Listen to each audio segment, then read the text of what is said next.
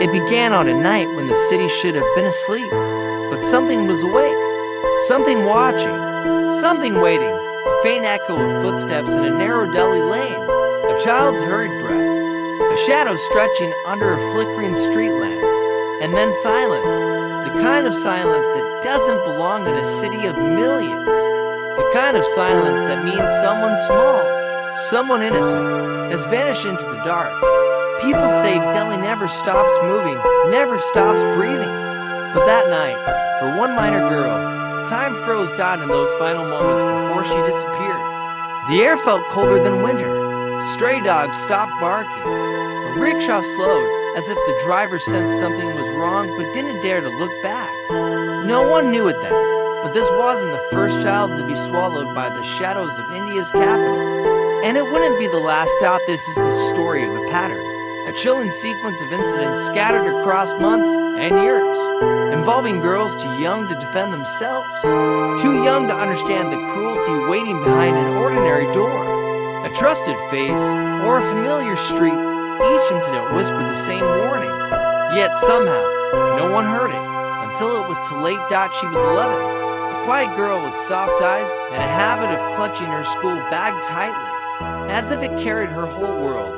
Her neighborhood wasn't rich clusters of low-rise buildings, peeling paint, narrow lanes filled with evening smoke, and the smell of frying aloo. Everything felt ordinary, until the day she didn't come home. At first her mother assumed she was late. 10 minutes turned into 30, 30 into 2 hours, and by then, dread had already settled into the walls of their home like a dark stain. Family members searched every corner, staircases, rooftops, street vendors, playgrounds. Someone said they saw her near a small market. Someone else insisted she was playing near a construction site. Confusion spread like wildfire, the kind that burns hope first. When the truth finally surfaced, it came wrapped in a nightmare. The girl had been lured by a man who lived close by, someone she'd seen countless times, someone she never thought could be a threat, the kind of person everyone greets casually, never imagining what he could do behind closed doors. The crime was not unique.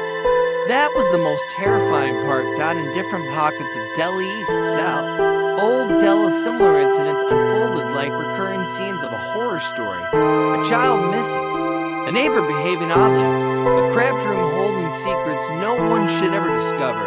Every time, the story began differently, but ended the same way. Children targeted, families destroyed, trauma sealed into silence. As investigators tried to map these cases, they noticed something terrifying: patterns that didn't line up neatly, yet felt connected by an invisible thread. Some suspects were strangers, some were acquaintances, and some were people the victims trusted more than anyone. One clue in a 2013 incident involved the door with broken hinges forced open from the inside, as if a small pair of hands desperately tried to escape. In another case, a discarded toy was found near a railway track, wiped clean of fingerprints except for a single smear of tread paint that didn't belong to the toy. A neighbor recalled hearing a muffled cry late at night, followed by hurried footsteps and a door slamming shut. She told herself it was nothing. People always tell themselves it's nothing until the truth breaks them. Forensic teams followed trails that ended abruptly. Witnesses contradicted each other. Evidence pointed in too many directions. Sometimes the suspect was caught. Sometimes he vanished into the maze of the city.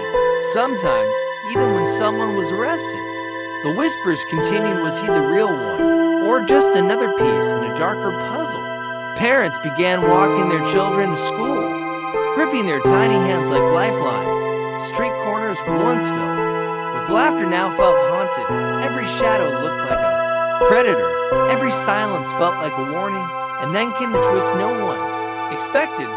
One minor girl who survived an attempted attack gave investigators a chilling detail. The man knew my name. She had never seen him before. She was certain of that. So how did he know? Why did he follow her path so perfectly? Had he been watching her longer than anyone realized? Suddenly, the theory shifted. Were these isolated men acting alone? Or was someone studying these victims? Someone who understood their routines, their vulnerabilities, their neighborhoods. Someone who didn't always act himself, but made sure someone else did. The idea wasn't proven, but it was enough to terrify parents across the city. Because if a predator acts alone, you can catch him, but if the darkness spreads across many hands, how do you stop it? Some investigators believed it was coincidence, multiple unrelated crimes. Others insisted it was a wave, a pattern shaped by opportunity and silence, and a very small, very frightened few, whispered another possibility behind closed doors. What if someone out there is choosing the victims? Years past, cases were solved. Some were in, new ones emerged, old ones resurfaced, and each time, the same haunting feeling returned like déjà vu wrapped in dread. Today, people still remember those incidents, even if they don't talk about them openly. The alleys where it happened still exist. The doors behind which children cried still stand, and the unanswered questions still hang in the air, refusing to vanish. Why were so many minors targeted in similar ways? Why were familiar faces often involved? Why did so many clues feel incomplete, as if someone had erased just enough to stay hidden? And the most unsettling question, is the threat truly gone, or only waiting? In a city of millions, one predator is hard to find. Multiple predators, almost impossible. But one mastermind hiding behind them? That's a nightmare no one wants to believe. So tonight, as you listen to this story, ask yourself, were these random tragedies, or the shadow of something larger, something still lurking in the crowded heartbeat of Delhi? If you found this story chilling, subscribe for more mysteries, because some cases never close.